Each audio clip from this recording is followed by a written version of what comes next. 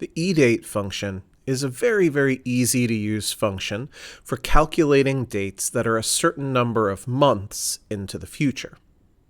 If we were to give you a table full of starting dates for different deadlines for financial instruments or things like that, and then a certain number of months into the future that you wanted to go, then your EDATE function could calculate what that end date was.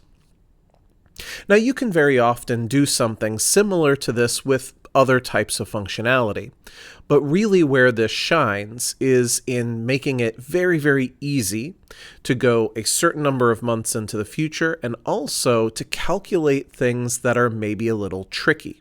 Like, for example, if I wanted to use the EDATE function on the start date of 1/31/2025 and I said go 1 month into the future, you might be a little nervous because, of course, February has 28 days.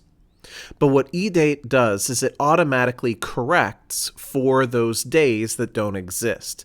So if you have something like January 31st and you land in a month that has 30 or even 28 or 29 days, then EDATE automatically calculates the ending date of that particular month and sort of backs up to that point. So let's see it in a real-world spreadsheet. As you can see here, we have a series of effective dates when different grants go into effect and a certain number of periods. And all we have to do is go to the Formulas tab at the top of the screen, go to the Date and Time drop-down menu, and EDATE. We can then specify that the starting date is, for example, 10/25 of 2022, and that there are a certain number of months between those two dates.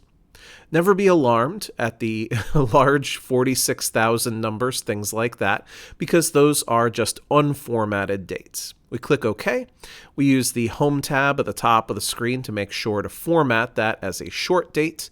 And as you can see, the 25th of October in 2022, going 3.5 years into the future, goes to April 25th of 2026. We can autofill that down, and we can see the same thing going the whole way. By contrast, EOMONTH is a very similar tool, except that its job is to calculate the end of month date a certain number of months into the future. So once again, in the same way, if we had this table, we wanted to calculate 120 months into the future, 60 months into the future, etc., the EOMONTH function would take us to that date and then to the last day in that month. Let's see that in a real-life situation here. Again, we have the same basic table. We use $EOMONTH, and we see that it has the same two arguments as EDATE. It has the starting date, and then after the comma, the number of months.